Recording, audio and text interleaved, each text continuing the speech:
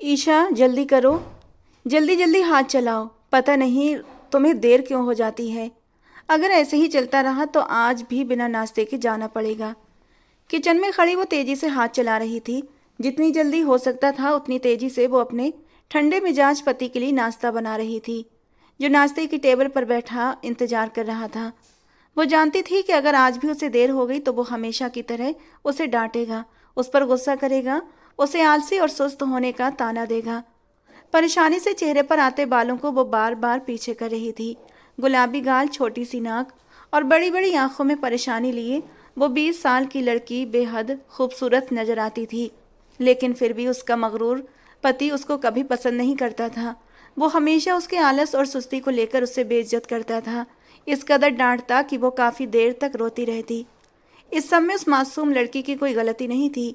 वो हमेशा कोशिश करती कि वो भी बाकी लोगों की तरह जल्दी जल्दी काम कर सके,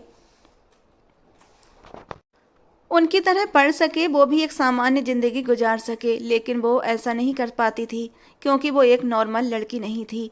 जब भी वो कोई काम करने की कोशिश करती या तो अपने होशो हवास खो बैठती, या फिर कभी कभी बेहोश होकर गिर पड़ती, या फिर काफ़ी देर तक बैठकर अपनी फूली हुई सांसों को संभालने की कोशिश करती रहती। जल्दी जल्दी नाश्ते की ट्रे तैयार करके वो फौरन भागती हुई नाश्ता लेकर आई थी और दक्षित सूर्या के सामने रख दिया। उसने ठंडी और गुस्सीली निगाहों से ईशा की ओर देखा था। जल्दी जल्दी करते हुए भी वो काफ़ी देर कर चुकी थी। इतनी जल्दी नाश्ता लाने की क्या ज़रूरत थी? थोड़ी देर और लगा लेती। पूरा दिन है मेरे पास, मैं सारा वक्त बैठकर यहाँ तुम्हारे नाश्ते का इंतजार कर सकता हूँ।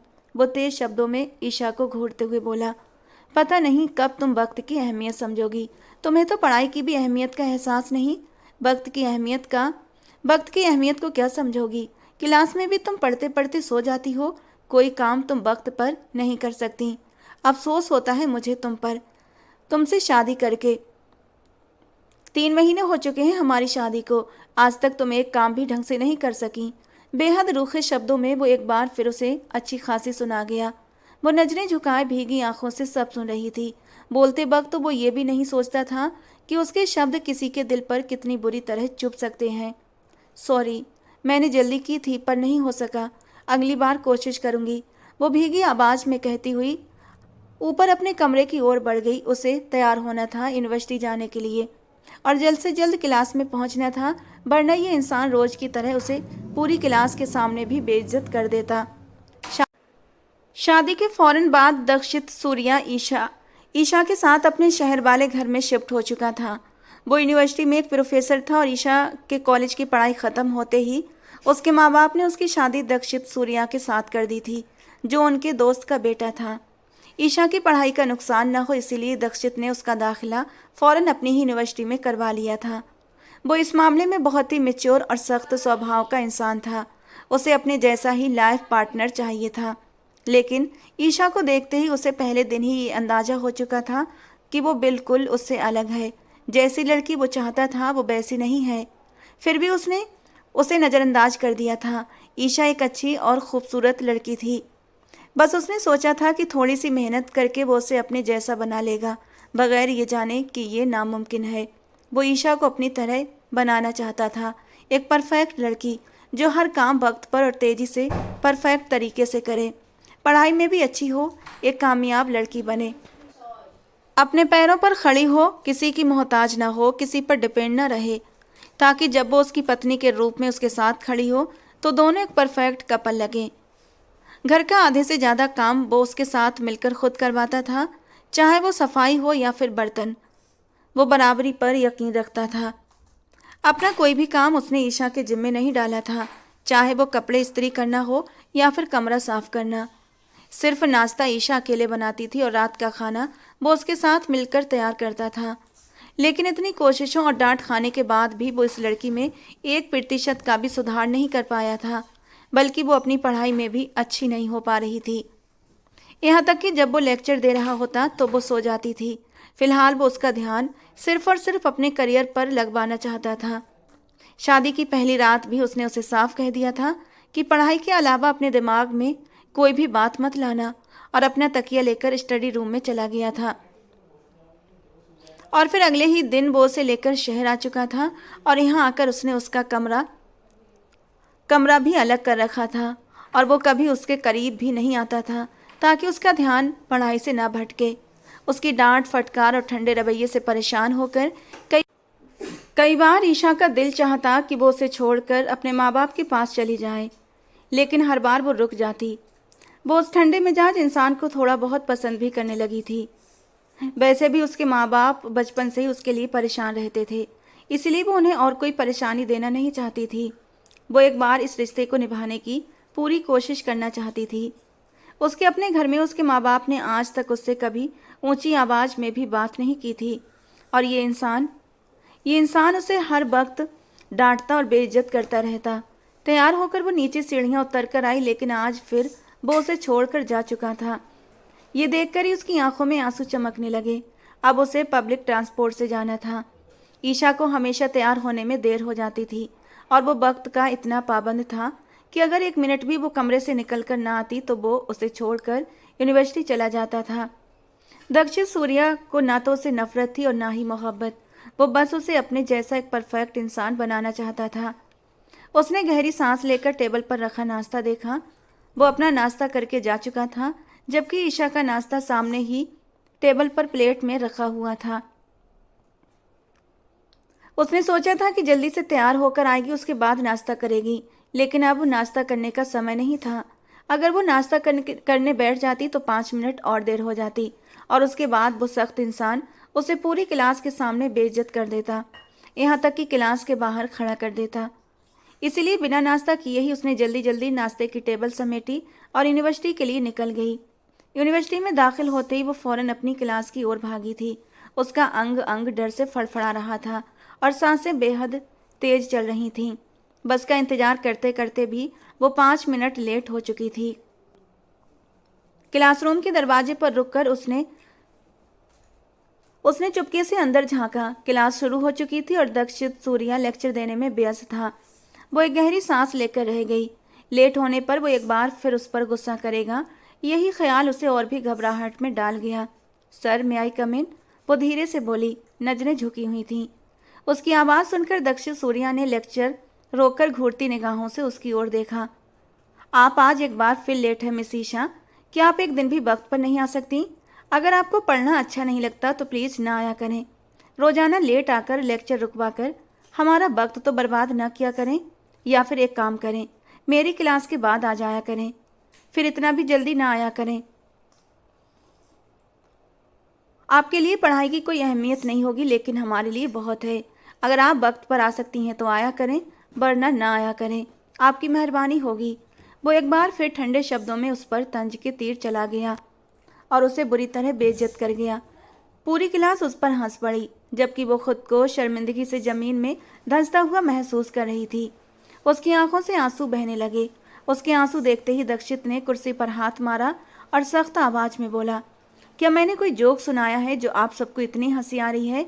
वो गुस्से में आकर पूरी क्लास पर बरस पड़ा था। पूरी क्लास एकदम से खामोश हो गई। दक्षिण सूर्या कितना सख्त मिजाज टीचर है, इस बात से पूरी यूनिवर्सिटी अच्छी तरह परिचित थी। सॉरी सर, मैं कल से वक्त पर आने की कोशिश करूंगी। वो भीगी आवाज़ में चेहरा झुकाए बोली। बैठ जाइए अब अपनी जगह पर जाकर। ठंडी निगाहों से उसे देखते हुए दक्षित ने फिर से लेक्चर शुरू कर दिया और वो अपनी जगह पर जाकर बैठ गई। अधूरा लेक्चर उसे कुछ भी समझ नहीं आया। लेक्चर ख़त्म करते हुए दक्षित ने कुछ पेपर्स निकाले और डेस्क पर रखे। जैसा कि मैंने आप सबको कल कहा था कि आज आपका टेस्ट होगा, तो क्या आप सब लोग तैयार हैं? उसकी आवाज़ क्लासरूम में गूंजी और ईशा का दिल जैसे धड़कना भूल गया। यस सर, सारे स्टूडेंट जोश भरी आवाज़ में बोले। ईशा ने आंखें बंद कर लीं और शिद्दत से दुआ की कि काश वो यहाँ से गायब हो जाए।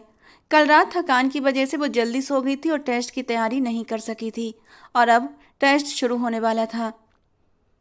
दक्षित के इशारे पर एक स्टूडेंट उठकर सारे पेपर्स पूरी क्लास में बांटने लगा। पूरी क्लास टेस्ट पेपर पढ़कर उसे हल करने लगी, जबकि ईशा परेशानी से अपने टेस्ट पेपर को देख रही थी।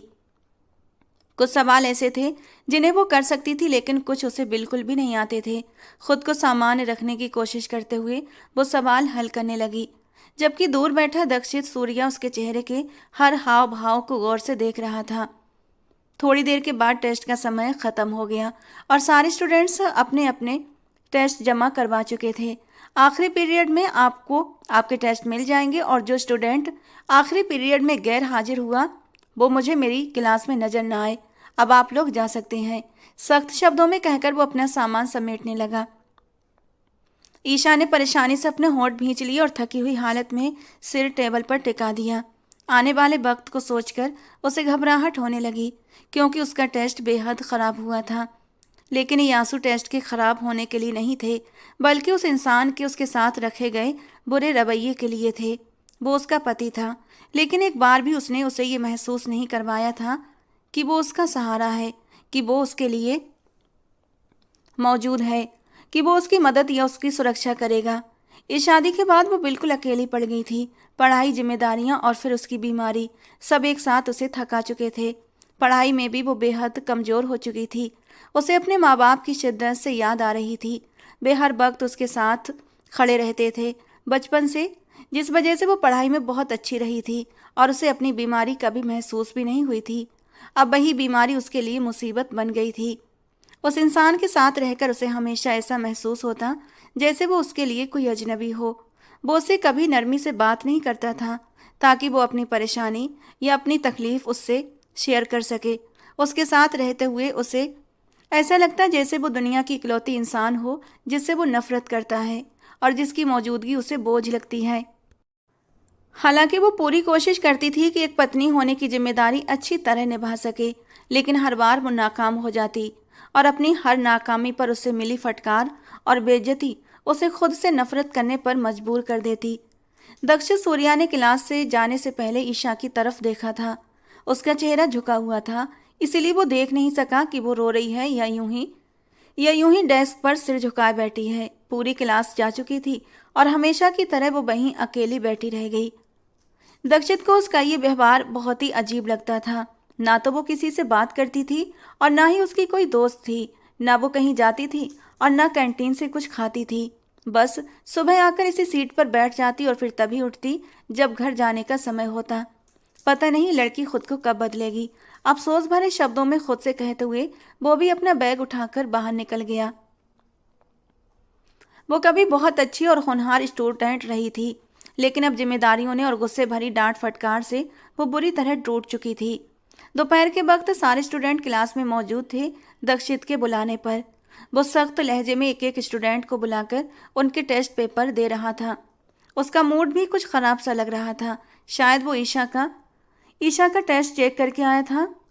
जिस तरह से वो पढ़ाता था उसका कोई भी स्टूडेंट कभी फेल नहीं हुआ था, लेकिन ईशा का इन 3 महीनों में एक भी टेस्ट सही नहीं हुआ था। वो घबराहट में अपनी उंगलियां मरोड़ रही थी। उसे पता था कि उसका टेस्ट काफ़ी ख़राब हुआ है और वो हमेशा की तरह उसे पूरी क्लास के सामने बेइज्जत करेगा। मिस ईशा, दक्षिण सूर्या ने उसका नाम पुकारा। गहरी सांस भरकर हिम्मत जुटाकर वो अपनी सीट से उठी थी और उसकी डेस्क के सामने जाकर खड़ी हो गई। ये आपने टेस्ट दिया है?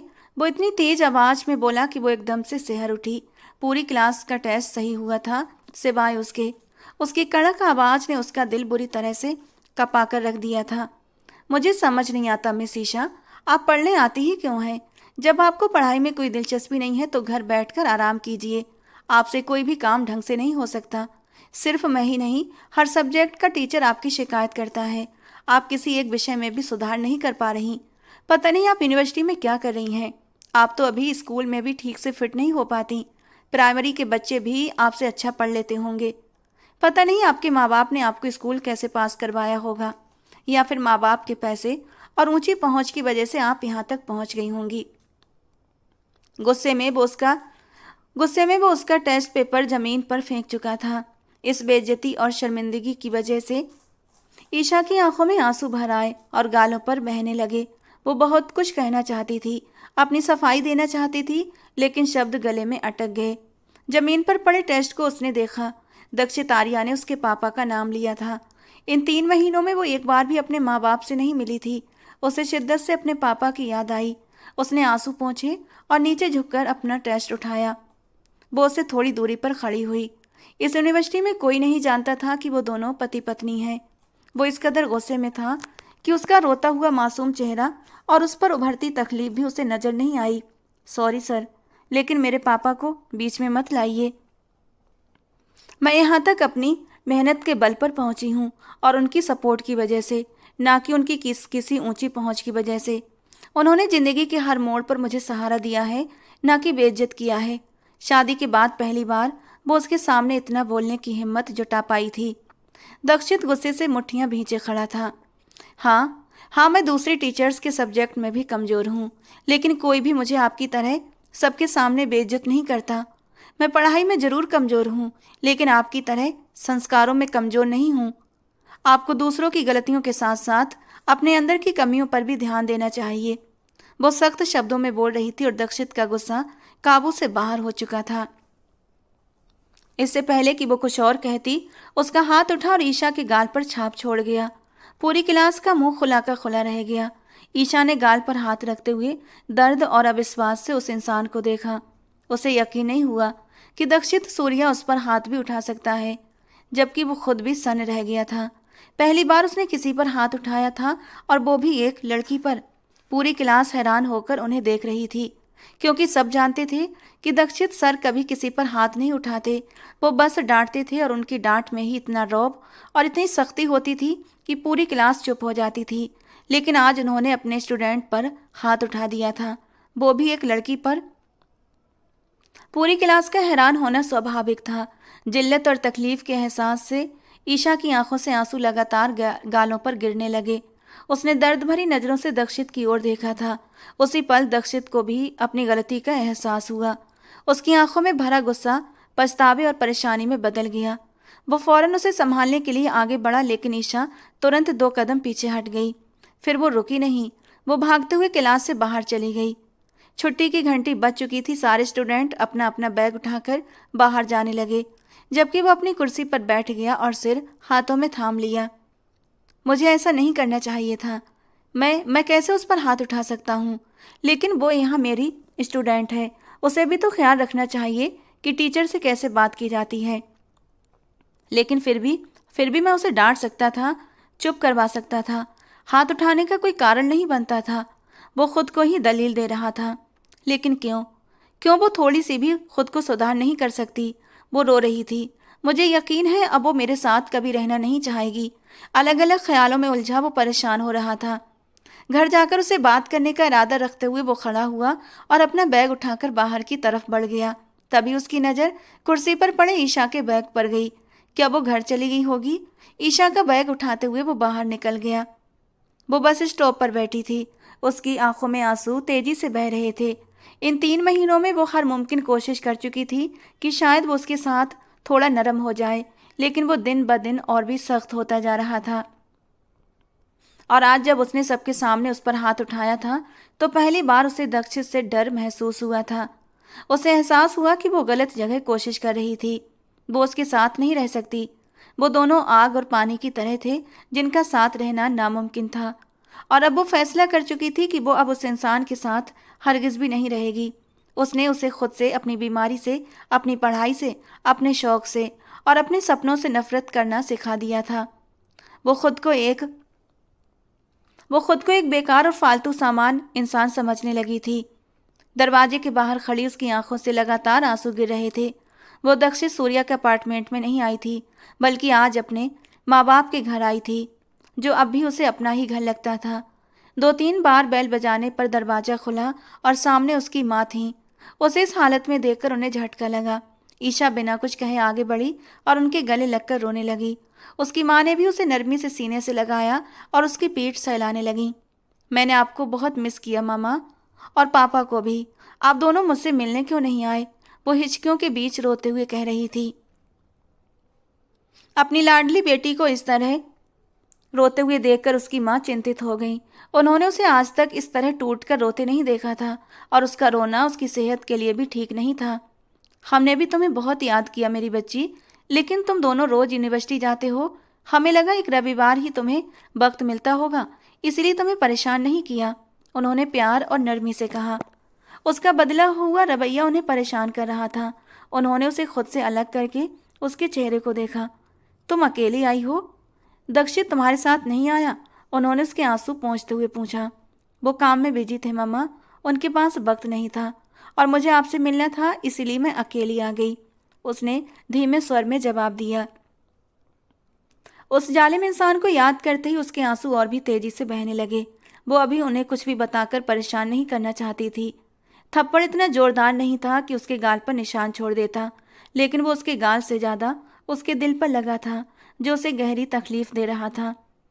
फिर तुम्हें छोड़कर कौन गया? ईशा की बात सुनकर उसकी माँ और भी परेशान हो गई। कोई नहीं, मैं बस से आई हूँ, वो अपने आंसू रगड़ते हुए सामान्य अंदाज में बोली, जैसे कोई बड़ी बात न हो। लेकिन उसकी माँ को एक जोरदार झटका लगा। आज तक उन्होंने अपनी बेटी को पब्लिक ट्रांसपोर्ट से कहीं आने जाने नहीं दिया था। वे हमेशा डरते थे, और ये सोच कर ही अब उनका दिल बुरी तरह से घबराने लगा था कि दक्षित ने उसे अकेले कैसे जाने दिया। अच्छा जाओ, फ्रेश होकर कपड़े बदल लो, मैं खाना लगाती हूँ। थोड़ी देर में तुम्हारे पापा भी आने वाले हैं। मुस्कुराकर कहते हुए उन्होंने उसके माथे को चूमा और वो अपने कमरे की तरफ ऊपर चली गई।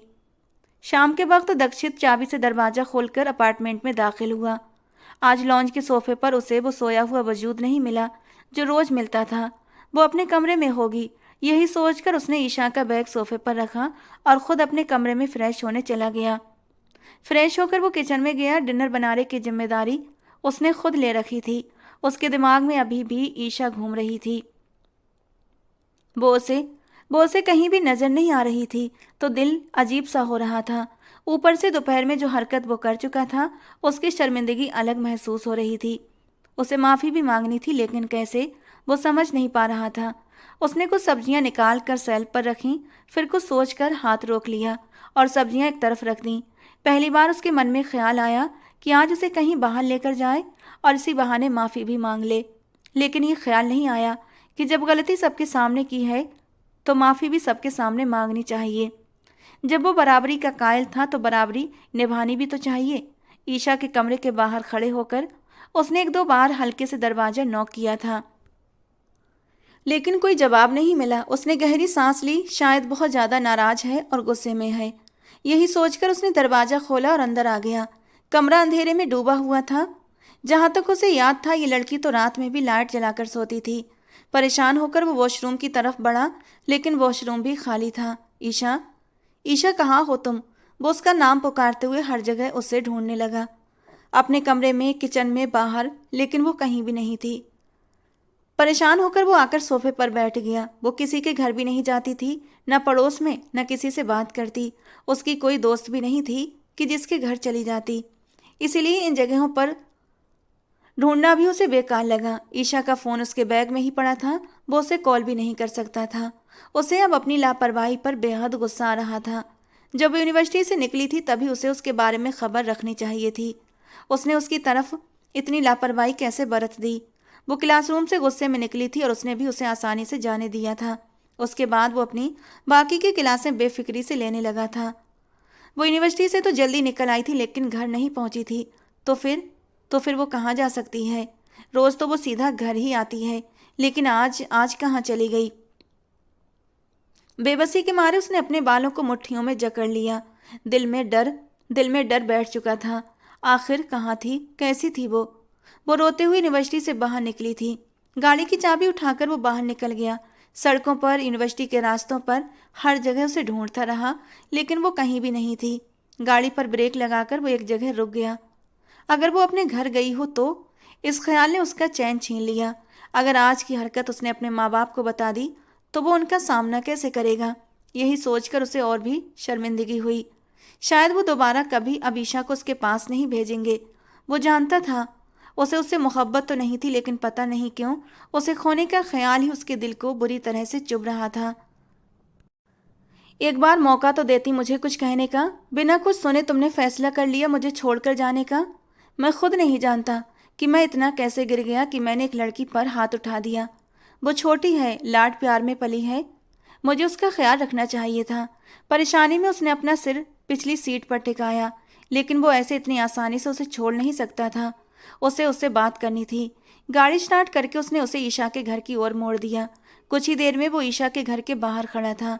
शादी के बाद वो पहली बार यहाँ आया था और ये बात उसकी घबराहट को और भी बढ़ा रही थी।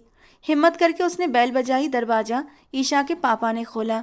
उसे सामने खड़ा देखकर वे मुस्कुरा दिए। अरे तुम अंदर आओ बेटा। वे गर्मजोशी से उससे मिले थे। उनका सामान्य रवैया देखकर वो थोड़ा शांत हुआ और साथ ही थोड़ा शर्मिंदा भी हुआ। जो कुछ वो उनकी बेटी के साथ कर चुका था, इसके बावजूद ईशा ने उसकी इज्जत रख ली थी। दिल में उसके लिए उसकी अहमियत और इज्जत और भी बढ़ गई। सागर साहब उसे लेकर लॉन्ज में आए, जहां वो ईशा की माँ से भी मिला। उनका रवैया भी बिल्कुल सामान्य था। सब वहीं बैठकर बातें करने लगे। आज आपकी वाइफ यहाँ है, वरना मुझे नहीं लगता था कि आप कभी आने वाले थे मिस्टर दीक्षित। सागर साहब ने मजाकिया अंदाज में तंज किया और हल्के से मुस्कुरा दिए, तो वो भी मुस्कुरा दिया, जबकि उसकी नजरें लगातार आसपास ईशा को ढूंढ रही थीं। वो अपने कमरे में है, खाना खाकर अभी गई है और शायद अब तक तो वो सो भी गई होगी। अब खाना खा ले, फिर मिल लेना उससे। उसकी नज़रों का पीछा करते हुए ईशा की माँ ने उसकी परेशानी दूर की। अपनी नज़रों की चोरी पकड़े जाने पर दीक्षित बुरी तरह शर्मिंदा हुआ और सिर झुकाकर रह गया। आप बैठिए, मैं आपके लिए खाना लगाती हूँ। ईशा की माँ खाना लगाने के लिए उठकर खड़ी हुई, लेकिन वो भी तुरंत खड़ा हो गया। वो इतनी जल्दी सो चुकी थी, उसकी तबीयत तो ठीक है ना, क्योंकि वो इतनी जल्दी कभी नहीं सोई थी। ये सोचकर उसकी तबीयत को लेकर वो काफ़ी परेशान हो उठा। नहीं आंटी, रहने दीजिए, मैं खाना खाकर आया हूँ। बस ईशा से मिलने आया था। क्या मुझे उसके कमरे तक जाने का रास्ता बता देंगी? वो बेचैनी से बोला। उसकी इस बेचैनी को देखकर दोनों ने एक दूसरे की ओर देखा। इतनी फिक्र उसने पहले कभी ईशा के लिए नहीं दिखाई थी, लेकिन वो उसे शर्मिंदा नहीं करना चाहते थे, इसलिए कुछ नहीं बोले। अच्छा आओ बेटा, मैं आपको उसके कमरे तक छोड़ देती हूँ। ईशा की माँ उसके साथ ऊपर की ओर बढ़ गई। आपसे एक बात पूछूं बेटा, बुरा तो नहीं मानोगे? उन्होंने झिझकते हुए कहा। नहीं नहीं आंटी, आप जो चाहे पूछ सकती हैं, वो बेहद सम्मान से बोला। आप मेरी बेटी के साथ एडजस्ट तो कर पा रहे हैं ना? कुछ तो बात है उसके साथ। उनके सवाल पर दीक्षित की नज़रें एकदम से झुक गई थीं, क्योंकि ना तो वो उसके साथ एडजस्ट कर पा रहा था और ना ही वो दोनों एक दूसरे को समझ पा रहे थे। उसकी खामोशी देखकर ईशा की माँ ने फिर से बात शुरू की। आप दोनों के बीच कोई झगड़ा हुआ है या फिर कोई बात हुई है? एक गहरी सांस लेते हुए दीक्षित ने उनकी ओर देखा। उनके बीच कभी खुलकर झगड़ा नहीं हुआ था। वो हमेशा उसे डांट देता और वो चुपचाप उसकी सारी कड़वी बातें सुन लिया करती थी। अगर आप नहीं बताना चाहते तो मैं ज़्यादा नहीं पूछूंगी, लेकिन मैं आपसे एक विनती जरूर करूंगी। आप जानते हैं ना, वो बीमार है। वो सामान्य लोगों की तरह नहीं है और ना कभी हो सकती है। अगर कभी आप उससे तंग या परेशान हो जाएं, तो हमें हमारी बेटी वापस कर देना।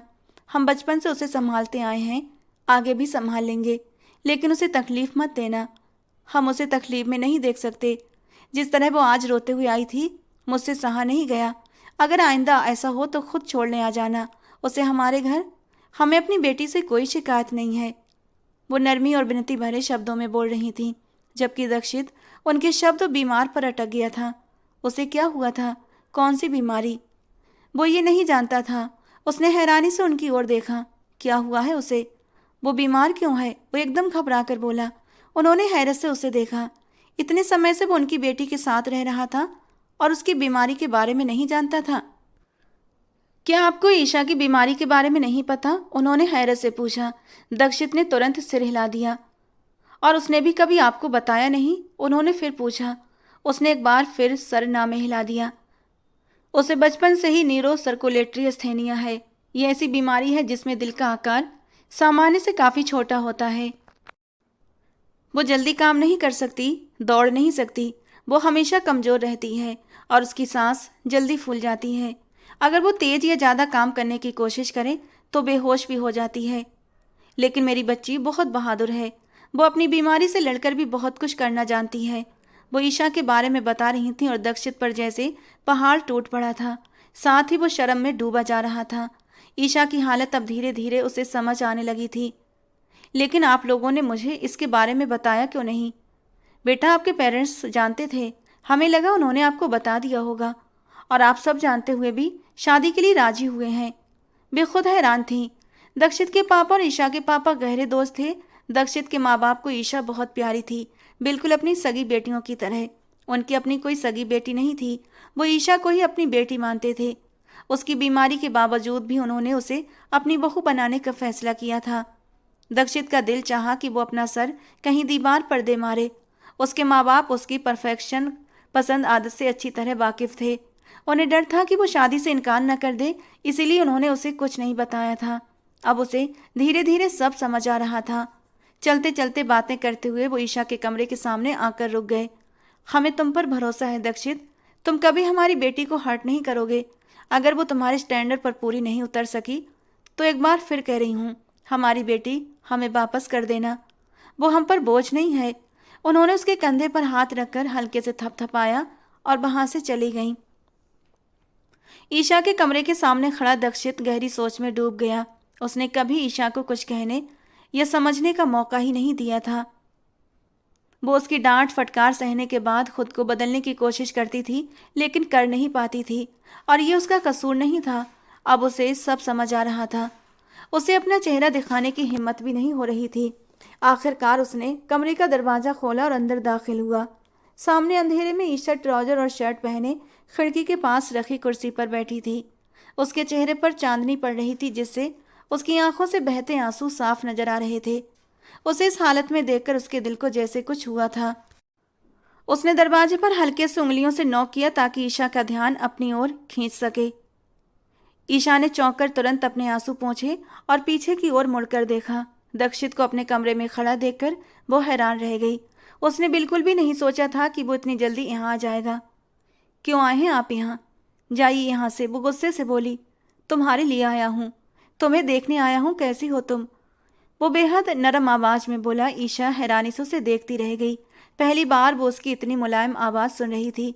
मैं कैसी हूँ या कैसी नहीं, जिंदा हूँ या मुर्दा, इससे आपको कोई मतलब नहीं, तो प्लीज जाइए यहाँ से, वो गुस्से से कहकर दूसरी तरफ मुड़ गई। इस जालिम इंसान को देखते ही उसके साथ गुजरा हर पल उसे याद आ रहा था। तुमने मुझे अभी तक अंदर आने को नहीं कहा और वापस जाने को कह रही हो। मुझे नहीं लगता तुम्हें मुझे यहाँ देखकर अच्छा लगा। उसकी आवाज अभी भी नरम थी। ईशा को और भी गुस्सा आया। वो उसके घर में नहीं थी कि उससे डरती, और अब वो उसके साथ रहना भी नहीं चाहती थी। नहीं, मुझे आपको देखकर नफरत हो रही है। मैं आपको अब तो क्या, कभी भी देखना नहीं चाहती। आप बहुत बुरे इंसान हैं, कमजोर पर हाथ उठाना जानते हैं। मैं आपके साथ रहना भी नहीं चाहती। पापा को सब बता दूंगी। अब जाइए यहाँ से, नहीं देखनी मुझे आपकी शक्ल, एक पल के लिए भी नहीं, वो गुस्से में कह रही थी। दक्षित ने तुरंत दरवाजा बंद कर दिया ताकि उसकी आवाज बाहर ना जाए। उसे दरवाजा बंद करते देखकर वो बुरी तरह से घबरा गई। मैंने कहा ना, अब जाइए यहाँ से, आपको सुनाई नहीं देता? वो फिर से चिल्लाई। उसकी धड़कनें तेज हो गईं, सांसें फूलने लगीं। अपने दिल पर हाथ रखकर वो वापस कुर्सी पर बैठ गई और गहरी गहरी सांसें लेने लगी। उसकी हालत देखते हुए दक्षित को एक बार फिर पछतावा हुआ। उसने कदम ईशा की तरफ बढ़ाने शुरू किए और ईशा ने डरते हुए उसे देखा। फिर अचानक उसे हिम्मत आई। ये उसके पापा का घर था, वो यहाँ कुछ नहीं कर सकता था। मेरे पास मत आइए, क्या आपको सुनाई नहीं देता? ये आपकी यूनिवर्सिटी या आपका घर नहीं है कि आप मुझ पर हाथ उठाएंगे। वो एकदम से खड़ी होकर डर और गुस्से में चिल्लाई। उसकी आंखों में इस तरह डर देखकर दक्षित के दिल में जैसे कुछ चुभ गया था। वो उसे कैसा इंसान समझ रही थी। उसे लग रहा था कि वो यहाँ पर भी उस पर हाथ उठाएगा। वो उसे उन पतियों जैसा समझ रही थी जो अपनी पत्नियों को अब्यूज करते हैं। उसे अपने करीब आता देखकर वो बुरी तरह घबरा गई थी। आपको नहीं जाना यहाँ से, ठीक है, मत जाइए, मैं ही इस कमरे से चली जाती हूँ, गुस्से में कहती हुई वो जाने लगी। तभी दक्षित ने उसका हाथ पकड़कर खींचते हुए अपने सीने से लगा लिया और अपनी बाहों का घेरा उसके आसपास कस दिया। वो एकदम से तड़प उठी। उसकी पकड़ से खुद को छुड़ाने की पूरी कोशिश करने लगी, लेकिन उसकी मजबूत पकड़ से निकल नहीं सकी। कुछ ही पलों में उसकी हिम्मत जवाब दे गई। सांस फूलने लगी और वो बेहद निढाल हो गई। उसे यूं कमजोर महसूस करते देखकर दक्षित ने नरमी से उसकी पीठ सहलाई और उसके बालों पर हाथ फेरा। आज एक बार फिर अपनी बेबसी और बीमारी पर ईशा को बेहद गुस्सा आया। वो कुछ नहीं कर सकती थी क्योंकि वो इतनी कमजोर थी। आई एम सॉरी, वो नरम सरगोशी भरी आवाज में उसकी पीठ सहलाते हुए बोला। ईशा ने हिम्मत करके उसके सीने पर हाथ रखा, उसे खुद से दूर किया और कुर्सी पर ढहसी गई। फिर गहरी गहरी सांसें लेते हुए खुद को सामान्य करने की कोशिश करने लगी। उसकी हालत देखकर दक्षित ने पानी का गिलास उठाया और उसके सामने घुटनों के बल बैठ गया। उसने पानी का गिलास ईशा की तरफ बढ़ाया। रिलैक्स ईशा, पानी पियो, गुस्सा मत करो, तुम्हारी तबीयत खराब हो जाएगी। हाई ब्लड प्रेशर तुम्हारे लिए ठीक नहीं है। वो नरमी से कह रहा था, लेकिन ईशा ने गुस्से में उसके हाथ से गिलास लेकर जमीन पर पटक दिया। कांच टूटकर फर्श पर बिखर गया। दक्षित हैरान रह गया। उसने उसका ये रूप पहले कभी नहीं देखा था। वो तो हमेशा खामोश और शांत रहने वाली लड़की थी। इतना समय मुझे जलील करते रहे, मेरी बीमारी के ताने मारते रहे, हर वक्त मुझ पर चिल्लाते रहे, लोगों के सामने मुझे नीचा दिखाते रहे, सबके सामने मुझ पर हाथ उठाते वक्त ख्याल नहीं आया मेरा। और अब मेरे माँ बाप के घर मुझ पर ये झूठी हमदर्दियाँ जताने की कोई ज़रूरत नहीं है तुम्हें। वो फूली हुई सांसों के बीच अब भी गुस्से में बोल रही थी। उसे दक्षित की यह हमदर्दी दिखावटी लग रही थी, जो उसे और भी गुस्सा दिला रही थी। बीमारी के ताने? सॉरी ईशा, मैंने तुम्हें बीमारी के ताने कभी नहीं दिए। हाँ, तुम्हारी सुस्ती पर बातें करता था, लेकिन मुझे लगता था कि तुम पूरी तरह स्वस्थ हो। मैं बस तुम्हें बदलना चाहता था।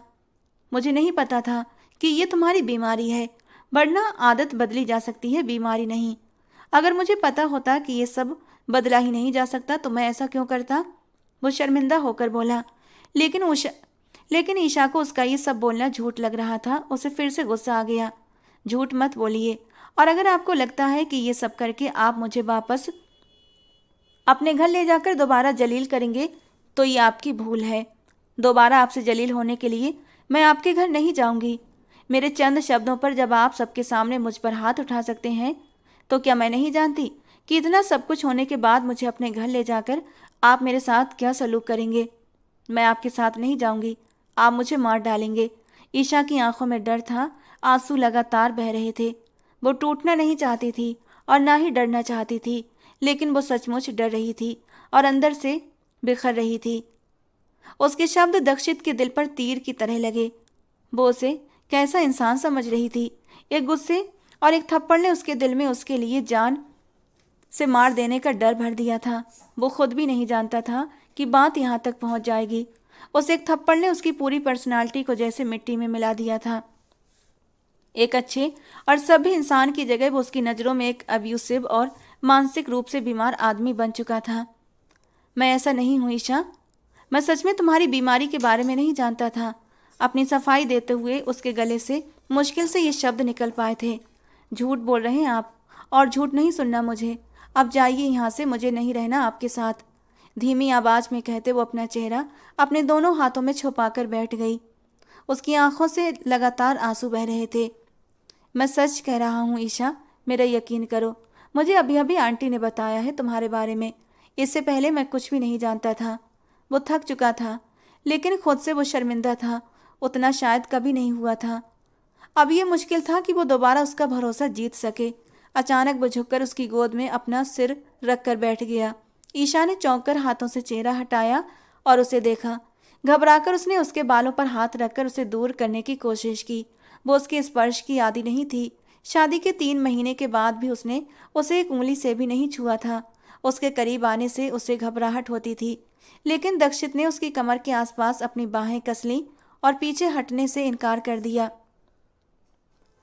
वो घुटनों के बल फर्श पर बैठा हुआ था। उसका सिर अभी भी उसकी गोद में रखा हुआ था। एक बार मेरी बात तो सुन लो यार, एक बार यकीन कर लो प्लीज़। मैं यहाँ सिर्फ तुमसे माफ़ी मांगने आया हूँ। दोपहर में जो कुछ हुआ वो मेरी गलती थी, मैं मानता हूँ। मुझे ऐसा नहीं करना चाहिए था। मैं दोपहर से ही शर्मिंदा हूँ। पहली बार गलती से तुम पर हाथ उठ गया। मैं वादा करता हूँ आज के बाद कभी ऐसा नहीं होगा। मुझे गुस्सा आ गया था क्योंकि तुम्हारा टेस्ट अच्छा नहीं होता था, जबकि बाकी सबका ठीक होता था। मैं तुम्हारी ग्रेजुएशन के बाद हमारी शादी का अनाउंसमेंट करना चाहता था, और मैं नहीं चाहता था कि तुम्हारे बारे में कोई कुछ भी गलत कहने की हिम्मत करे। मैंने देखा है समाज में कि पति के मरने के बाद पत्नी को कैसे संघर्ष करना पड़ता है, क्योंकि वो ना तो पढ़ी लिखी होती है, ना ही कुछ कर पाती है। मैं चाहता था कि तुम अपना करियर बनाओ, अपने पैरों पर खड़ी हो जाओ, किसी पर डिपेंड न रहो। मेरी पत्नी मेहनती और एम्बिशियस वुमन हो। अगर कभी मैं ना रहूं और तुम्हारे माँ बाप भी ना रहें तो तुम मजबूत और इंडिपेंडेंट रहो। लोग तुम्हें मेरी पत्नी के रूप में देखें तो गर्व करें, तुम पर तरस न खाएं और तुम्हें कमज़ोर न समझें। अगर कभी हमारी लड़ाई हो जाए तो तुम्हें ये डर ना हो कि तुम्हारा या तुम्हारे बच्चों का क्या होगा। तुम अपने फैसले खुद लेने में सक्षम रहो। मैं बस तुम्हें एक परफेक्ट लड़की बनाना चाहता था, लेकिन मेरा यकीन करो, मैं तुम्हारी बीमारी के बारे में नहीं जानता था।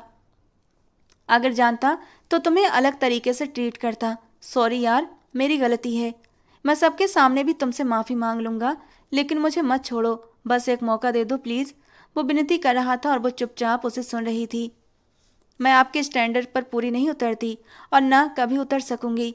आपको एक परफेक्ट लड़की चाहिए जो मैं कभी नहीं बन सकती। बेहतर है आप मुझे छोड़कर किसी और से शादी कर लें जो आपके स्टैंडर्ड पर पूरी उतरती हो। वो रूखी आवाज़ में बोली। दक्षित ने उसकी ओर नरम नज़रों से देखा। मैं तो जालिम था, तुम तो मत बनो। आखिरी मौका तो देकर देखो। अगर दोबारा तुम्हें मुझसे कभी शिकायत हुई तो तुम्हारा जो भी फैसला होगा मुझे मंजूर होगा, लेकिन इस तरह अलग होने की बात मत करो। वो उसके हाथ थामकर विनती करने लगा। मैं कह चुकी हूँ मुझे नहीं रहना आपके साथ। हमारी ऐसी कौन सी मोहब्बत है कि हम एक दूसरे को छोड़ नहीं सकते। आप बेकार में ही वक्त बर्बाद कर रहे हैं। वो झुंझलाहट से बोली। तुम्हें नहीं होगी मुझसे मोहब्बत, लेकिन मुझे तो है तुमसे। तुम छोड़ सकती हो मुझे, लेकिन मैं नहीं छोड़ सकता। वो बेबसी से बोला। और ये झूठ भी नहीं था, सच था। आज उसे एहसास हुआ था कि वो उसके बिना जी नहीं सकता। जब उसने छोड़ने की बात की तो उसका दिल सच में बुरी तरह तड़प उठा था। ईशा हैरत से उसे देख रही थी। आप फिर झूठ बोल रहे हैं। क्या मिल जाएगा मुझसे इतना झूठ बोलकर आपको? उसने उसके हाथ झटकते हुए गुस्से से कहा। झूठ नहीं है ईशा। पहली बार जब तुम्हें दुल्हन के रूप में अपने कमरे में देखा था, उसी दिन तय कर लिया था कि जिंदगी भर तुमसे वफादार रहूंगा। तुम्हारी गलतियों और तुम्हारी कमियों को बदलने का ख्याल तो हमेशा आया, लेकिन तुम्हें छोड़ने का ख्याल कभी नहीं। तुम मुझसे छोटी थी, अभी नादान थी, इसीलिए तुम्हारा ध्यान न भटकने दिया और न खुद बहका। मैं चाहता था तुम अपनी पढ़ाई पूरी करो, अपना करियर बनाओ, इसीलिए तुम्हारा कमरा भी अलग कर दिया। जब तक तुम पढ़ाई पूरी नहीं कर लेती, मैं तुम पर किसी भी तरह का बोझ डालना नहीं चाहता था। बच्चों की जिम्मेदारी तो हरगिज भी नहीं। इसीलिए तुम्हें तुम्हारे हक से दूर रखा, कभी तुम्हारे करीब नहीं गया और अपने शादीशुदा रिश्ते की शुरुआत नहीं की। जानता हूँ तरीका गलत था मेरा, लेकिन मेरी सोच गलत नहीं थी। मैं सिर्फ तुम्हारी भलाई चाहता था। प्लीज़ मुझे मत छोड़ो, बस आखिरी मौका दे दो। वो उसके हाथों पर अपने होंठ रखकर विनती करने लगा। उसकी आंखें नम थीं, लेकिन ईशा अब भी उस पर भरोसा नहीं कर पा रही थी। इतने समय के बाद एक पल में भरोसा कर लेना आसान तो नहीं था।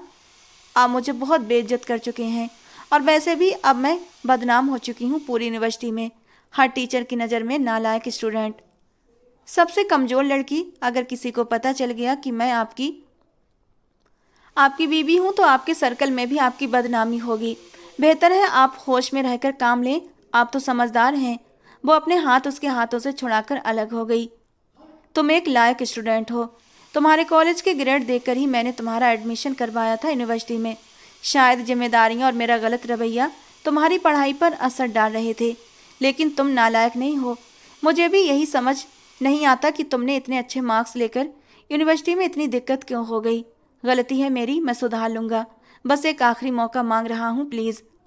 आप अभी कह रहे हैं, कुछ वक्त के बाद आप भी तंग आ जाएंगे मुझसे। जब मैं आपके मुताबिक एक परफेक्ट लड़की नहीं बन पाऊंगी, फिर आप मुझे छोड़ देंगे। अभी मेरे लिए आसान है आपके बगैर रहना, लेकिन बाद में मुश्किल हो जाएगा। मैं बर्दाश्त बहुत कम कर सकती हूँ। प्लीज़ मुझे मुश्किल में मत डालें और यहाँ से जाएं। अगर आप तलाक को लेकर परेशान हैं, मम्मा पापा की वजह से परेशान हैं, तो मैं कह दूंगी कि इसमें आपका कोई कसूर नहीं, ये मैं चाहती हूँ। फिक्र मत करें, मुझे सबके सामने दूसरों को बेइज्जत करना नहीं आता। वो तंज से कहती हुई अपने हाथों से उसके हाथ निकाल गई और वो उस पत्थर दिल को देखता चला गया। वो समझ रहा था कि वो लड़की है, उसके दिल में डर बैठ चुका है। इतनी आसानी से तो नहीं निकलेगा। हाथ बढ़ाते हुए चांद की रोशनी में चमकते हुए उसके चेहरे को बड़ी ही नरमी से छुआ था। जिस गाल पर थप्पड़ मारा था, अंगूठे से नरमी से उसका गाल सहलाया। ईशा ने आंखें बंद करते हुए एक गहरा सांस लिया। ज़्यादा दर्द हुआ था? वो नरमी से पूछ रहा था और वो उसे बता भी नहीं पा रही थी। थप्पड़ से ज़्यादा तो उसके रवैये ने तकलीफ दी थी उसे। वो सिर्फ अपना सिर हिला गई और दक्षित ने ऊंचे होते हुए उसके गाल पर अपने होंठ रख दिए। अचानक ही ईशा ने उसकी शर्ट को पकड़ लिया। वो डर गई थी उसके इन खूबसूरत मेहरबानियों पर। दक्षित ने सॉरी कहा और अपने हाथ से उसके गाल को सहलाया। नहीं करें, प्लीज़ मत करें। मैं नहीं कर सकती जो आप चाहते हैं। मैं वहाँ वापस नहीं जा सकती। सब मेरा मजाक बनाएंगे। वो एकदम से बेबस हो गई। मैं साथ रहूँगा तुम्हारे, कोई कुछ नहीं कह सकता। तुमसे वादा है मेरा। तुमसे तो मेरी वजह से, तुम जो मेरी वजह से शर्मिंदा हुई हो, तो इस शर्मिंदगी को भी मैं खुद दूर करूँगा। प्लीज एक मौका तो दो। उसके दूसरे गाल पर होंठ रखकर उसने सरगोशी भरी आवाज में विनती की। तुम्हारे बगैर उस घर में कुछ मिनट भी सुकून से नहीं गुजार सका। तुम्हारे बगैर फिर जिंदगी बड़ी मुश्किल कटेगी। प्लीज जिंदगी इतनी प्लीज इतनी बड़ी सजा मत दो। मैं भरोसा नहीं कर सकती आप पर, उसने कहा। तुम्हारा भरोसा तोड़ा है, उसे दोबारा मैं ही जोड़ूंगा। मुझे आपके साथ नहीं रहना। आप चाहें जो भी कर लें, मैं नहीं मानूंगी। वो जिद्दी हुई। कोई बात नहीं, मैं तुम्हारे साथ रह लूंगा, तुम्हें मना भी लूंगा। मना लेने से दिल के जख्म भर जाते हैं, उसका सवाल था। और यहाँ दक्षित लाजवाब हो गया। मैं भरने की कोशिश करूंगा, 1 साल, 2 साल, 10 साल, चाहे जितने भी साल लग जाएं। मुझे उम्मीद है मैं कर लूंगा। और अगर नहीं कर सका तो जो फैसला होगा तुम्हारा मुझे कबूल है। सोच लो, मैं आपका सख्त अंदाज बर्दाश्त नहीं कर सकती, चाहे आप जिस हालत में भी हों। मैंने बहुत कोशिश की थी इस रिश्ते को चलाने की, बहुत बर्दाश्त किया था, लेकिन अब और नहीं कर सकती। मेरे अंदर हिम्मत नहीं है। अगर आपने ऊंची आवाज़ में भी बात की तो आप तलाक के पेपर तैयार रखना, और अगली बार आप इस तरह बैठकर मुझे फोर्स नहीं करेंगे। मैं बीमार हूँ, लाचार नहीं। अकेले में एक बेहतर जिंदगी गुजार सकती हूँ। मेरे माँ बाप अभी जिंदा हैं, मेरे हर फैसले में मेरा साथ देने के लिए। वो बहुत मजबूत शब्दों में बोली। अपने माँ बाप को लेकर उसके शब्दों में एक भरोसा था, एक मजबूती थी, जो मेरा ख्याल है हर लड़की को होनी चाहिए। लेकिन ये खुशकिस्मती हर लड़की के नसीब में नहीं होती। मंजूर है मुझे, मैं तुम्हें मौका ही नहीं दूंगा। वो सब बातें मानने को तैयार था, सिर्फ एक मौका पाने के लिए। अगर आपकी वजह से किसी ने मुझे कुछ भी कहा या शर्मिंदा किया, मैं तब भी आपके साथ नहीं रहूंगी। ऐसा मौका ही नहीं आने दूंगा मैं। मेरे होते हुए तुम्हें कोई शर्मिंदा करने की कोशिश नहीं करेगा। लेकिन उसे डर था, जो एक बार हाथ उठा सकता है वो बार बार उठा सकता है। वो फिर भी डर रही थी। मुश्किल था भरोसा करना। मैं कैसे यकीन दिलाऊं तुम्हें? वो एक गलती थी, तुमसे ज़्यादा तकलीफ मुझे हुई थी। तुम मुझे बीवियों पर हाथ उठाने वाला, उन्हें अब्यूज़ करने वाला या फिर उन्हें जान से मारने वाला जालिम मर्द समझती हो, जबकि मैं ऐसा बिल्कुल भी नहीं हूँ। मर्द का औरत पर हाथ उठाना मर्द के लिए शर्मिंदगी का कारण होता है। पता नहीं औरत इसे अपने लिए शर्मिंदगी क्यों समझ लेती है, मुझे समझ नहीं आता। बेइज्जती मेरी है तुम पर हाथ उठाना। मैं अपनी बेइज्जती बार बार क्यों करवाना चाहूँगा? वो बेबसी से वापस उसकी गोद में सर रख गया। वो अब तक घुटनों के बल बैठा था। उसके सामने भरोसा तोड़ा गया था, अब जोड़ना भी मुश्किल था, क्योंकि समाज औरत को ही हमेशा गुनहगार समझता है। अगर मर्द ने हाथ उठाया है तो जरूर औरत का ही कसूर होगा, वरना कोई फालतू में हाथ क्यों उठाएगा? यही सोच हमें शर्मिंदा करती है। वो सही थी और वो सोच में पड़ गया था। इस समाज की सोच को बदलना नामुमकिन था। अगर औरत हाथ उठाए मर्द पर तो भी सब ऐसा ही सोचेंगे। वो सोचता रह गया। औरत तो बर्दाश्त कर जाती है मर्द का थप्पड़, मगर मर्द बर्दाश्त नहीं करता औरत का हाथ उठाना। जो चीज़ हम खुद बर्दाश्त नहीं करते वो हम दूसरों से उम्मीद क्यों रखते हैं कि वो बर्दाश्त करें? अगले दिन प्रोफेसर दक्षित आर्या की गाड़ी यूनिवर्सिटी के गेट के सामने आकर रुकी थी, लेकिन आज वो अकेला नहीं था। आज उसके साथ ईशा मौजूद थी। ईशा उसे एक मौका दे चुकी थी। दरवाजा खुलते ही वो नीचे उतरी, लेकिन वो घबराई हुई थी कि सब उसे प्रोफेसर दक्षित के साथ देखकर क्या सोचेंगे। यही बात उसे परेशान कर रही थी। दूसरी तरफ दक्षित भी उसके साथ आकर खड़ा हुआ था। चलो ईशा, नाम लेकर उसने कहा और उसका हाथ थाम लिया और हल्के से मुस्कुराया। जब एक मौका दे चुकी हो तो फिर भरोसा भी थोड़ा सा कर लो, उसने नरमी से कहा और उसके हाथ को पकड़कर अंदर बढ़ा। क्लास की तरफ आते ही उसने हाथ छुड़वा लिया। दक्षित उसकी झिझक समझ रहा था कि ईशा घबराई हुई है। दरवाजे में खड़े होकर दक्षित ने पहले ईशा को अंदर जाने को कहा और फिर उसके पीछे खुद अंदर दाखिल हुआ। पूरी क्लास उन दोनों को इकट्ठा आते देखकर हैरान और परेशान थी। ईशा अपने होंठ दांतों से दबाए पीछे अपनी सीट पर जाकर बैठी और दक्षित अपनी डेस्क पर आकर खड़ा हुआ। गुड मॉर्निंग स्टूडेंट, उसने डेस्क पर लगे माइक में कहा और सब स्टूडेंट ने ऊंची आवाज़ में जवाब दिया। पहले लेक्चर का वक्त था और दक्षित भी क्लास में सभी स्टूडेंट समय पर उपस्थित हो चुके थे। मिस नैना, आप थोड़ा पीछे जाएंगी, मुझे यहाँ पर एक स्टूडेंट को बिठाना है। वो पहली लाइन में बैठी एक लड़की से बोला। जी सर।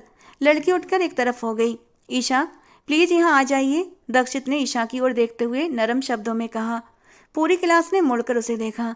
ईशा का दिल कहीं जाकर छुप जाने को चाहता था, लेकिन फिलहाल क्लास में ऐसी कोई जगह नहीं थी जहाँ जाकर वो छुप सके।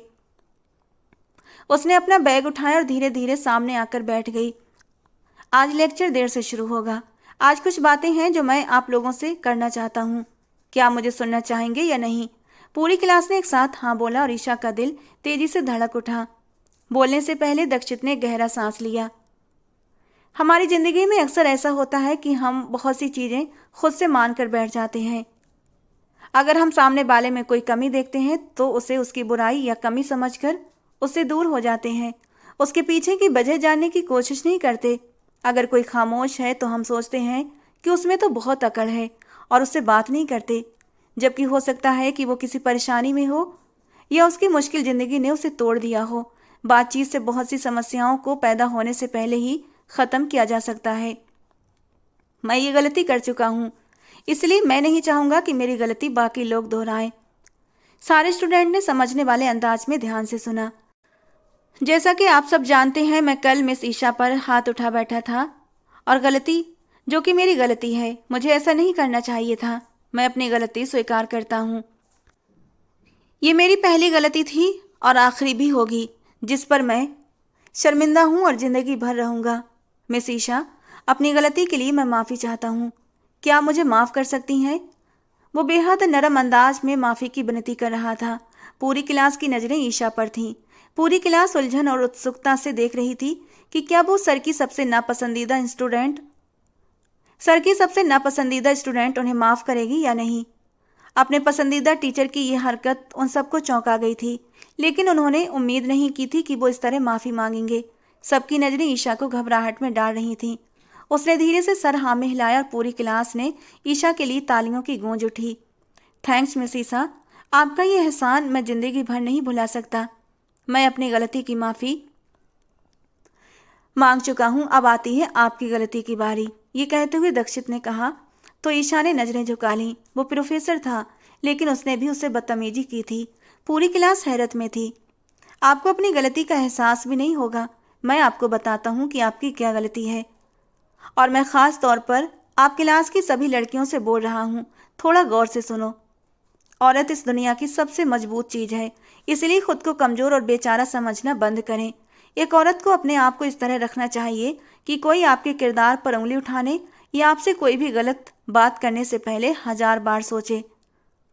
आप लोग जितना खुद को कमज़ोर, मासूम और बेचारा साबित करेंगी, लोग उतना ही आप पर हावी होंगे, आपका मजाक बनाएंगे और आपकी इज्जत करना छोड़ देंगे।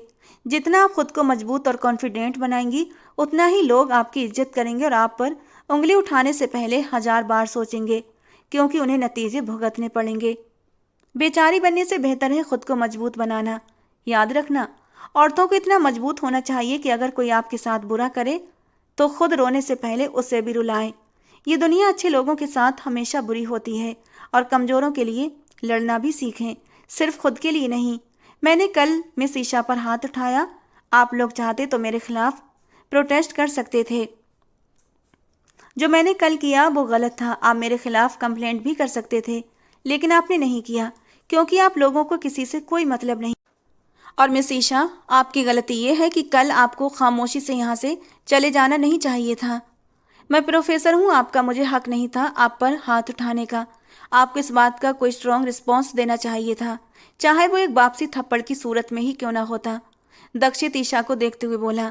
क्लास ने और ईशा ने उसकी तरफ देखा। वो शायद पहला मर्द था जो खुद को वापसी में थप्पड़ मारने की बात सोच रहा था, और वो बस सोचती रह गई कि वो उस पर हाथ कैसे उठा सकती थी। आप में से कुछ को हैरत हो रही होगी, या फिर शायद कुछ ये भी सोच रहे होंगे कि कल मैंने गलती करने के बाद आप सबकी नज़रों में अपनी इमेज साफ करने की कोशिश कर रहा हूँ। तो ऐसा नहीं है। याद रखें, हम किसी का खुद के साथ किया गया जुल्म या पहला व्यूज़ खामोशी से सह लेते हैं, बर्दाश्त कर लेते हैं। पहली बार ही ऐसा जवाब देना चाहिए कि सामने वाला दोबारा आपके साथ गलत करने की हिम्मत न करे। और मैं आप लोगों को साफ कर दूं कि आप पर थप्पड़ उठाने की इजाज़त आपके माँ बाप के अलावा किसी को भी नहीं है। मैं एक बार फिर रिपीट कर रहा हूँ, किसी को भी नहीं, चाहे वो कोई भी हो। उसके खिलाफ आवाज़ उठानी चाहिए, खामोश नहीं रहना चाहिए। उसकी बात पर क्लास में एकदम सन्नाटा सा छा गया था। शायद वहाँ कई लड़कियाँ थीं शायद वहाँ कई लड़कियां थीं जो ससुराल या पति चाचा मामा के अब्यूज़ में थीं और उनका आज का ये ज़िंदगी का लेक्चर उनके लिए बहुत फ़ायदेमंद साबित हुआ था। अब चलते हैं थोड़ा बहुत लड़कों की तरफ, जिन्हें सबसे ज़्यादा ज़रूरत है सीखने की। हमारे लड़कों की सबसे बड़ी प्रॉब्लम ये होती है कि वे खुद को शासक समझते हैं और जो उनके दिमाग में आता है वही दूसरों पर थोपना जरूरी समझते हैं, चाहे सामने वाला कर सके या ना कर सके। और ये हुक्म चलाने वाली तबीयत वे सिर्फ अपने से कमज़ोर घर की औरतों पर अप्लाई करते हैं। अपने से ताकतवर मर्द पर ये करने के बारे में वो सोच भी नहीं सकते। पूरी क्लास के लड़के आसपास देखने लगे, जिसमें से कुछ अभी नए नए पति बने थे। मैं ये गलती दोहरा चुका हूँ, आप लोग इसे मत दोहराना। बहुत पछतावा, गिल्ट और खुद से नफरत होती है। इसका एहसास बाद में होता है। जैसे हम तकलीफ दे रहे होते हैं ना, उसका हिसाब भी बाद में देना ही पड़ता है। जालिम शासक नहीं बल्कि किसी के हमदर्द बनो। जिंदगी बहुत खूबसूरत है। अपनी जिंदगी भर के साथी को दबाना नहीं, बराबरी में साथ चलाकर देखो। जिंदगी बहुत खूबसूरत गुजरेगी। किसी को जज करने से पहले एक बार बैठकर उससे बात कर लेना, उसके प्रॉब्लम को समझ लेना, सब खुद ब खुद आसान हो जाएगा। अपनी बात कहकर वो कुछ पल के लिए रुका था, फिर ईशा को गहरी और मोहब्बत भरी नजरों से देखते हुए बोला, और हाँ, एक बात मैं आपको और बताना चाहता हूँ। उसने ईशा की तरफ इशारा किया। She is my wife. उसके होठों से ये शब्द निकले और पूरी क्लास का मुंह खुला का खुला रह गया। यकीन करना बेहद मुश्किल था। वे सब हैरत से उन दोनों को देख रहे थे और ईशा कोशिश कर रही थी कि कहीं छुप जाने की, लेकिन जगह नहीं मिली। मैंने आज तक किसी लड़की पर हाथ नहीं उठाया, चाहे बचपन में मेरी छोटी बहन भी क्यों ना हो, कभी नहीं। शायद मैंने ईशा पर अपना हक समझ लिया कि मैं उसके साथ जो चाहूँ कर सकता हूँ। बीवी के बारे में मर्द एक अलग इंसान बन जाता है। वो उसे अपनी प्रॉपर्टी समझता है कि उसके साथ जो चाहे कर सकता है, जबकि भूल जाता है कि वो उसका ऑनर नहीं बल्कि प्रोटेक्टर है। साथ ही वो उसका हमसफ़र है, वो उसके गुलाम नहीं। मैं ये गलती कर चुका हूँ जिसका मुझे पछतावा है और ये पूरे जीवन रहेगा। लेकिन मैं नहीं चाहूँगा कि मेरे स्टूडेंट भी इस तकलीफ़ और पछतावे से गुजरें। उम्मीद करता हूँ आप सबको मेरी बातें समझ आई होंगी। बाकी की बातें हम बाद में करेंगे। फिलहाल अपने लेक्चर को स्टार्ट करते हैं। पूरी क्लास में तालियों की गड़गड़ाहट गूंज उठी। आज उन सबको पढ़ाई से हटकर जिंदगी के लिए भी बहुत कुछ सीखने को मिला था। वो उनका फेवरेट टीचर ऐसे ही तो नहीं था। Thanks again miss Isha. मैं यहाँ आपको मिसेज दक्षित सूर्या कभी नहीं कहूँगा, क्योंकि आज भी आप मेरी स्टूडेंट हैं और सिर्फ स्टूडेंट रहेंगी जैसे बाकी सब हैं। लेकिन सर, आप इनके हस्बैंड हैं, इस हिसाब से तो इनका फ्यूचर आपसे हुआ ना, तो आपको इन्हें बेहतर बनाने की बजाय अपने आप को बेहतर करना चाहिए। एक लड़की की आवाज़ गूंजी तो वो धीरे से मुस्कुराया। आप गलत हैं। कोई भी आपका फ्यूचर नहीं हो सकता और ना आपका फ्यूचर बेहतर कर सकता है। वक्त और हालात कभी भी पलट सकते हैं। कभी किसी दूसरे पर डिपेंड नहीं होना चाहिए। ख़ास तौर पर एक लड़की को कभी किसी पर डिपेंड नहीं करना चाहिए। सबसे पहले अपना करियर, अपना फ्यूचर बनाने पर ध्यान देना चाहिए। हर किसी को अपने लिए खुद काम करना चाहिए ताकि भविष्य में आने वाली हर मुश्किल का सामना अकेले कर सकें। जिंदगी कभी भी आसान नहीं होती। चलिए अब लेक्चर शुरू करते हैं। बहुत वक्त गुजर गया। उसने प्रोजेक्टर ऑन किया और लेक्चर शुरू कर दिया। अगले दिन संडे था। वो दोनों छुट्टी पर अपार्टमेंट में ही मौजूद थे। घर का माहौल अब पहले जैसा नहीं रहा था। वो ईशा का सारा सामान अपने कमरे में शिफ्ट कर चुका था और ईशा को भी अपने कमरे में शिफ्ट कर चुका था और उसके लिए एक हाउस हेल्पर का इंतजाम भी कर दिया था। अब वो अकेला नहीं था, उसे ईशा को भी संभालना था। वो उससे ज़्यादा भागदौड़ नहीं करने देता था। सुबह यूनिवर्सिटी जाते वक्त जल्दी के चक्कर में वो उसके जूतों के लेस खुद बांधता था। रात को पढ़ते पढ़ते वो सो जाती और उसका बैग सुबह वो खुद तैयार करता ताकि किसी भी काम में देरी ना हो और उसकी सेहत खराब ना हो। अब उसे कुछ बनाने का शौक पाला था तो मेहनत तो करनी ही थी। अभी वो हाउस हेल्पर को खड़ा उसे समझा रहा था, सुबह तुम बेहद जल्दी आओगी, 1 सेकंड की भी देरी बर्दाश्त नहीं करूँगा। हम दोनों को सुबह जल्दी निकलना होता है। 7 बजे से पहले नाश्ता तैयार हो और घर की सफाई 7:30 तक पूरी हो जानी चाहिए। कपड़े लॉन्ड्री वाला ले जाएगा, तुम्हें इसकी ज़रूरत नहीं। रात का खाना भी तुम्हें बनाने की ज़रूरत नहीं, हम दोनों मिलकर बनाएंगे। उसने ईशा की तरफ देखा जो उसे ही देख रही थी। वो चाहता था कि ईशा खुद को उस पर बोझ न समझे, इसीलिए वो उसके जिम्मे भी कुछ रखना चाहता था। संडे को तुम्हें इजाज़त है, तुम जितना चाहे लेट आ सकती हो। जी बिल्कुल। मैड कहकर अपने काम में बिजी हो चुकी थी। वो ईशा के साथ सोफे पर आकर बैठा। क्या सोच रही हो? उसे ख्यालों में गुम देखकर पूछा। यही कि मेरी वजह से आपके उसूल और आपकी लाइफ कितनी डिस्टर्ब हो रही है। मैं आप पर बोझ बन रही हूँ, उसने अफसोस भरे शब्दों में कहा। दक्षित को बुरा लगा। तुम बोझ नहीं हो यार, कैसे समझाऊं तुम्हें? बस समझ लो मैं अपना वक्त, अपनी एनर्जी और अपने एफर्ट्स इन्वेस्ट कर रहा हूँ। जिस दिन तुम कुछ बन जाओगी जो मैं चाहता हूँ, मुझे मेरी सारी मेहनत का फल मिल जाएगा। जब तुम्हारा करियर फिक्स हो जाएगा तो बस मुझे अपने जैसी एक प्यारी सी छोटी सी एंजल दे देना। वो तुम्हारी तरफ से मेरे लिए एक ऐसा एहसान होगा जिसके बोझ तले मेरी सारी छोटी मोटी तुम्हारे लिए की गई कोशिशें दब जाएंगी। उसने प्यार से उसका गाल खींचा और अपने गालों की लाली छुपाने के लिए वो रुख फेर कर अलग अलग सोचों में घिर गई। बहुत मुश्किल था। वो तो अभी से अपनी बेटी का नाम तक सोचे बैठा था। उसके कंधों पर हाथ रखते हुए वो उसे अपने करीब कर गया और नरमी से उसके बालों को समेटा। आज भी नाराज हो मुझसे? उसे डर आज भी था। मैं नाराज नहीं हूं, बस एक डर सा है जो शायद जिंदगी भर दिल में रहेगा। मैं कभी भी आपके साथ नॉर्मल नहीं रह पाऊंगी। नरम गाल पर पड़ने वाला थप्पड़ सिर्फ एक थप्पड़ नहीं होता, वो औरत के लिए जिंदगी भर का ट्रॉमा होता है। मुझे हमेशा यही लगेगा कि मेरी ये गलती आपको मुझ पर दोबारा गुस्सा दिलाएगी और आप फिर से मुझ पर हाथ उठाएंगे। दक्षित उसे देख रहा था। बेशक कहने को थप्पड़ सिर्फ थप्पड़ होता है, लेकिन औरत की जिंदगी पर उसका बहुत असर होता है। दक्षित का मुरझाता हुआ चेहरा देखकर उसे एहसास हुआ कि वो खुशगवार मूड में था। इस वक्त ये बात नहीं करनी चाहिए थी। वैसे इतनी फिक्र किसी माँ बाप को भी ना हो अपनी औलाद के करियर बनाने की, जितनी आपको मेरी रहती है। इसकी कोई खास वजह? ईशा ने बात बदलने की कोशिश की तो वो मुस्कुराया। कुछ हादसे ऐसे होते हैं जो आपकी ज़िंदगी पर बुरी तरह असर डालते हैं। मैंने भी ज़िंदगी में कुछ ऐसे हादसे देखे हैं जो मुझे बुरी तरह इम्प्रेस कर गए। मैंने तय कर लिया कि मैं अपनी फैमिली को इन हालात तक कभी नहीं आने दूंगा। तुम्हें एक अच्छी ज़िंदगी दूंगा, अपने रहते भी और अपने ना रहते भी। वो नरमी से उसके बालों से खेल रहा था। वक्त का कोई पता नहीं। पहले आपसे पहले मैं भी तो जा सकती हूँ, उसने लापरवाही से कहा, जबकि उसकी बात से दक्षित के दिल पर एक चोट सी लगी। उसकी बीमारी के बारे में जानने के बाद वो वैसे भी बेहद परेशान रहता था।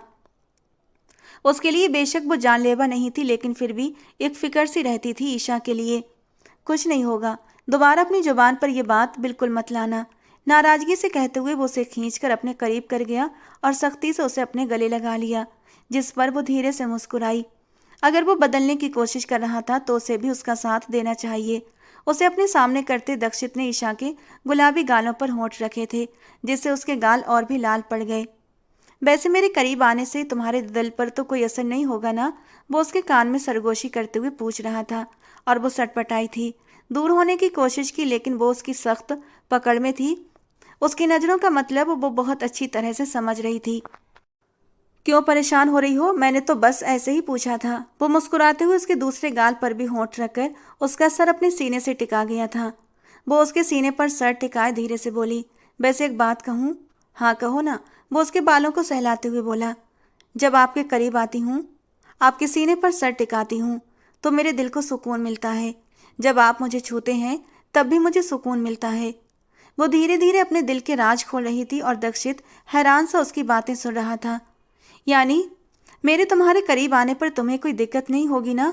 वो खुशी से चहकते हुए बोला, जबकि ईशा ने अपना सर उसके सीने से हटाते हुए धीरे से सर ना में हिला दिया और शर्माते हुए अपना सर दोबारा उसके सीने में टिका दिया। दक्षित ने खुशी से बेकाबू होते उसे अपनी बाहों में खींच लिया और उसकी गर्दन पर अपने नरम होठों का स्पर्श बिखेरने लगा। वो कब से इस बात को लेकर डर रहा था। जब से उसने उसे अपने कमरे में सेट किया था, वो उसके साथ ही उसके बेड पर सोती थी, लेकिन वो खुद को कंट्रोल रखता था। हालांकि उसका दिल बहुत मचलता था उसके करीब जाने को, लेकिन उसकी तबीयत के बारे में सोचकर वो खुद को रोक लेता था। आज उसके मुंह से खुद इस रिश्ते के बढ़ाने की बात सुनकर वो खुशी के मारे खिल उठा था। बड़ी नरमी से उसे बाहों में उठाकर वो अंदर कमरे में लेकर आया था।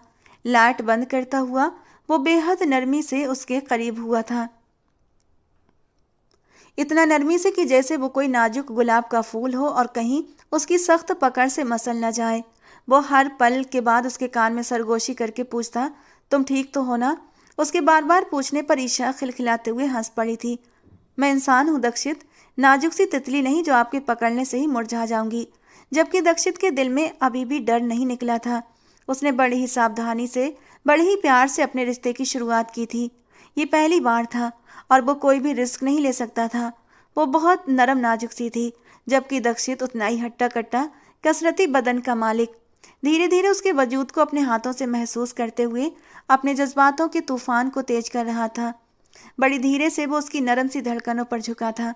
जरा सा ऊपर होते वो उसकी नाजुकी में उतरा तो एक हल्की सी दर्द भरी आह ईशा के लबों से निकली थी और उधर दक्षित की जान उसके शरीर से अलग हुई थी। तुम ठीक हो? वो जल्दी से उसके गालों को थपथपाते हुए बोला था। मैं ठीक हूँ दक्षित, इतनी भी कमजोर नहीं हूँ, इस तरह तो तुम मुझे और भी बीमार बना दोगे।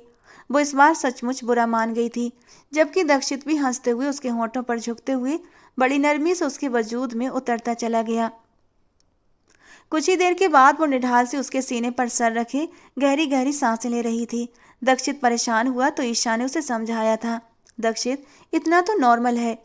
खुद के लिए इतनी फिक्र देखकर ईशा के अंदर अब सचमुच एक प्यारा सा एहसास जागने लगा था और उसका डर भी निकलने लगा था, जो कि दक्षित को लेकर उसके दिल में समाया हुआ था कि वो सिर्फ अपने थप्पड़ वाली शर्मिंदगी को मिटाने के लिए उसका ख्याल रखता है। वो सचमुच उसका ख्याल रखता था, उससे मोहब्बत करता था। मोहब्बत नहीं, इश्क करता था। तभी तो बीमार लड़की को अपनी जिंदगी का साथी बना बैठा था और उसकी देखभाल किसी कांच की गुड़िया की तरह करता था। जिंदगी रूटीन पर आने लगी थी। दोनों एक साथ यूनिवर्सिटी जाते, वापस आकर एक साथ मिलकर घर के छोटे मोटे काम करते थे, एक दूसरे के साथ वक्त बिताते थे।